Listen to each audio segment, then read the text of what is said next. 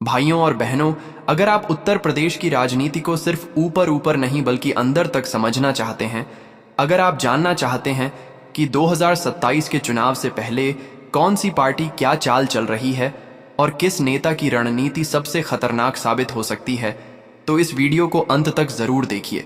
लेकिन उससे पहले अभी चैनल को सब्सक्राइब कर लीजिए, वीडियो को लाइक कर दीजिए और कमेंट बॉक्स में जरूर लिखिए कि आप उत्तर प्रदेश के किस जिले से यह वीडियो देख रहे हैं, क्योंकि आपकी एक एक राय हमारी अगली वीडियो की दिशा तय करती है।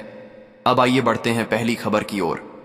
आज 24 जनवरी राष्ट्रीय बालिका दिवस के अवसर पर बसपा सुप्रीमो मायावती ने देश की करोड़ों बेटियों को शुभकामनाएं देते हुए ऐसा बयान दिया है जिसे सिर्फ सामाजिक संदेश नहीं बल्कि आने वाले चुनावों से पहले एक बड़ी राजनीतिक लाइन माना जा रहा है।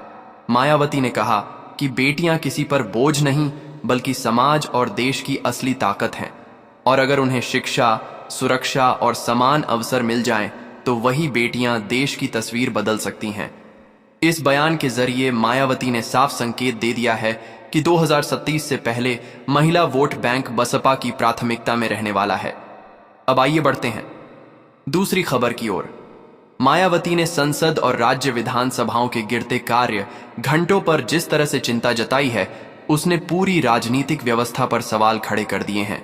उन्होंने कहा कि शोर शराबा, हंगामा और बार बार का स्थगन लोकतंत्र की आत्मा को कमजोर कर रहा है, और जनता जिन उम्मीदों के साथ अपने प्रतिनिधियों को चुनती है, वे उम्मीदें सदन के भीतर ही दम तोड़ देती हैं। यानी साफ शब्दों में मायावती ने सत्ता पक्ष और विपक्ष दोनों को कटघरे में खड़ा कर दिया है। अब आइए बढ़ते हैं तीसरी खबर की ओर। उत्तर प्रदेश के मदरसों को लेकर इलाहाबाद हाईकोर्ट के हालिया रुख पर मायावती ने खुलकर समर्थन जताया है और सरकार से अपील की है कि वह हर कदम संविधान के दायरे में रहकर उठाए। इस बयान से मायावती ने यह दिखाने की कोशिश की है कि उनकी राजनीति भावनाओं पर नहीं बल्कि कानून और संविधान पर आधारित है। अब आइए बढ़ते हैं चौथी खबर की ओर।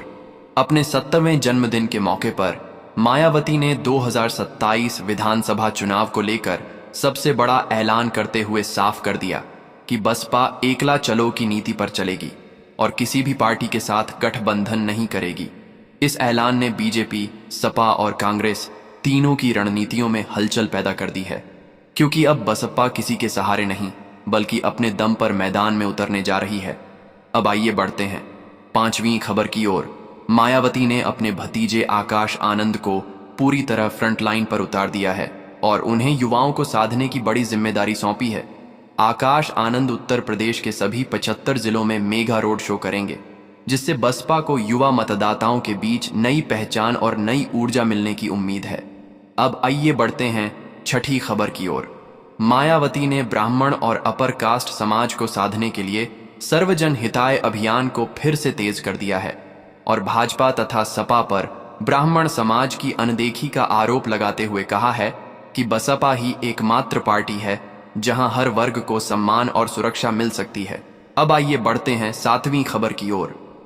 नए साल के संदेश में मायावती ने 2026 को बसपा की धुआंधार वापसी का साल बताते हुए कहा है कि पार्टी जमीनी स्तर पर संगठन को मजबूत कर रही है और इसका असर आने वाले समय में साफ दिखाई देगा।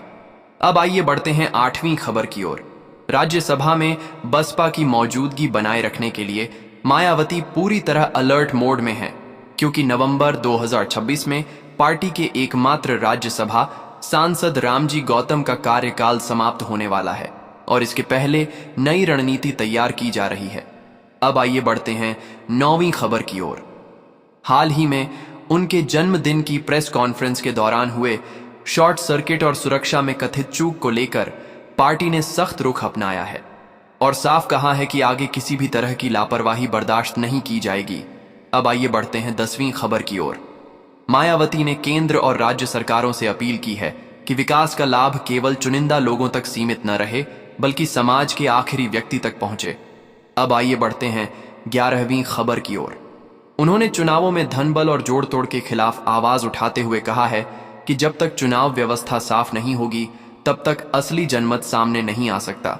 और अब आइए बढ़ते हैं 12वीं और आखिरी खबर की ओर। मिशन 2037 को ध्यान में रखते हुए मायावती ने बूथ स्तर पर संगठन को मजबूत करने के निर्देश दिए हैं और गांव-गांव जाकर वोटर लिस्ट दुरुस्त करने व बूथ कमेटियों को सक्रिय करने का आदेश दिया है। कुल मिलाकर तस्वीर बिल्कुल साफ है कि मायावती अब सिर्फ बयान नहीं बल्कि जमीन पर पूरी तैयारी के साथ उतर चुकी हैं और उत्तर प्रदेश की राजनीति एक बार फिर बड़े बदलाव की ओर बढ़ रही है। अब सवाल सिर्फ इतना है कि क्या बसपा 2027 में इतिहास दोहराएगी या फिर कोई नया राजनीतिक समीकरण बनेगा, इसका फैसला जनता करेगी। तो दोस्तों, यही है आज की पूरी सियासी तस्वीर। ये सिर्फ खबरें नहीं हैं बल्कि एक मूवमेंट की आहट है, एक ऐसी राजनीति की शुरुआत है जो जमीन से उठती है और सत्ता तक पहुंचने का दम रखती है।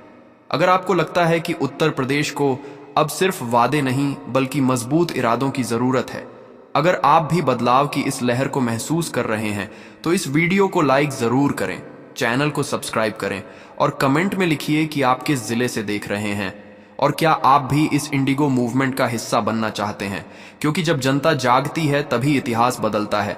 हम मिलेंगे अगली बड़ी खबर के साथ, उसी जोश, उसी तेवर और उसी मिशन के साथ। भारत माता की जय।